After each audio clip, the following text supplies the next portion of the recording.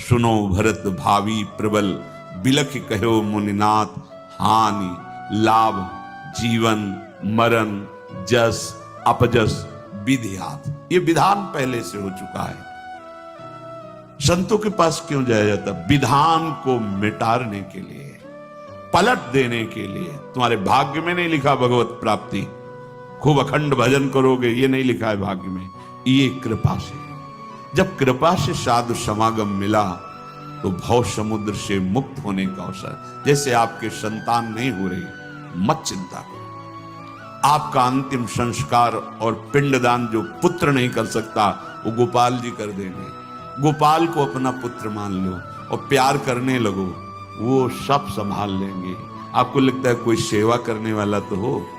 संसार का पुत्र कोई बिरला भगवत मार्ग में चलने वाला होगा जो माता पिता की सेवा प्राणपन से भगवत भाव से करता हो। नहीं, पढ़े लिखे देश विदेश बहुलिए घूम रहे हैं और माता पिता घर में वो अंदर से मोह में आसक्त जल रहे हैं और शरीर कार्य करने लायक नहीं रह गया। देखो ना, आप देखो, अगर गोपाल जी का तो जब वयोवृद्ध हुए श्रीधर बाबा, हम इसलिए उदाहरण देते कि देखो भगवान के दासत्व की महिमा।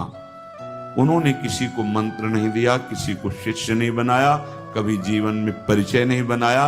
ऐसे महापुरुष इतना बस एक गमछा टाइप लपेट लेते, पूरा ऐसे एक झोली टांग ली, एक छड़ी, बस कोई कह ही नहीं सकता था महात्मा बाहर के भाव से। नहीं, एकदम दैन्य किंचन। जब वृद्धावस्था आई, उठने लायक नहीं रह गए तो जानते हो, दसियों साधु होड़ लगती थी कि आज हम सोच धोएंगे। नहीं नहीं, तुमने कल धोया था। ऐसे जैसे बालक को मां सोच कराती है, ऐसे बाबा को सोच। कितनी सेवा, कौन करवा रहा है? हरि। ये गोपाल जी जिनको अपना मान लिए, अपने को गोपाल जी के चरणों में समर्पित कर दिए, अब उनके पितर क्या 21 पीढ़ियां तर जाएंगी। तो जैसे किसी के मन में हो कि पुत्र, शास्त्रों में आया है पुत्र नहीं होगा तो पुत्र नाम के नरक में। पुत्र का तात्पर्य संतान से होता है, कोई संतान होनी चाहिए, ऐसा गृहस्थ धर्म में शास्त्रों ने वर्णन किया है। एकादश स्कंद में भगवान ने कहा है जो मेरी भक्ति से युक्त हो जाता है वो सब ऋणों से मुक्त हो जाता है। मातृण पितृण देव ऋण ऋषि ऋण सब ऋणों से मुक्त, क्योंकि जीवन का परम लाभ प्रभु। तो हमारे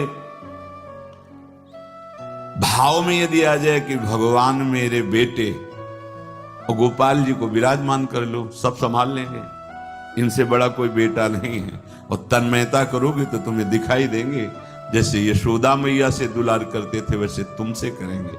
ये हम देखी बात कह रहे हैं। एक माता जी थी, बहुत ही वैराग्यवान, ये 20-25 वर्ष की बात होगी, टाट लगाती थी और एक ऐसे झूला जिसमें गोपाल जी इधर झोली इधर जो टॉफी लड्डू दूध, ये स्वयं टाट लगाए, रज लगा शरीर में, और जब चलते चलते रुक जाती और गोपाल, अच्छा तुझे भूख लगी, थोड़ा दूध पिलाया, थोड़ा मीठा पिलाया। कभी इस पेड़ के नीचे विश्राम कर लिया, कभी उस पेड़ के नीचे, जो मिला गोपाल को।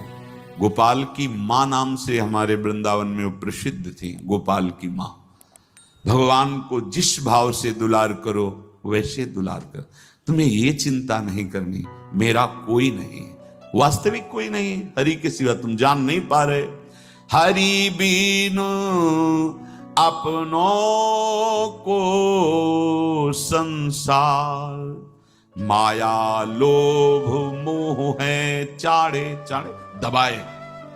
ये तुम्हारे ऊपर चढ़े बैठे, तुम्हें दिखाई नहीं दे रहा। ये जो तुम्हें बहुत प्रियता नजर आ रही ना, कि तुम्हें बहुत प्यार करते हैं, भ्रम भ्रम।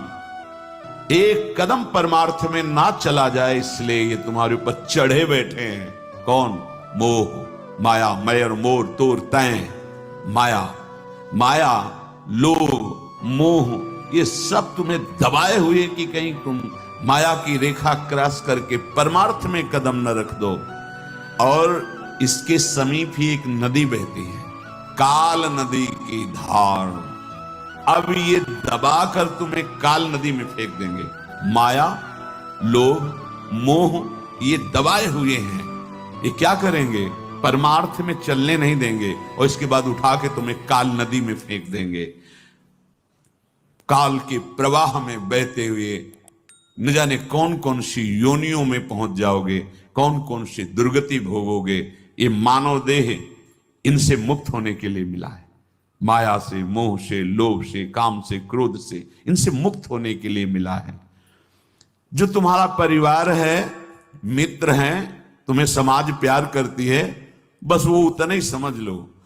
ज्यों जन संगति होत नाव में, राहत न परले पार। तैसे धन दारा सुख संपत्ति बिछुरत लगे न बा।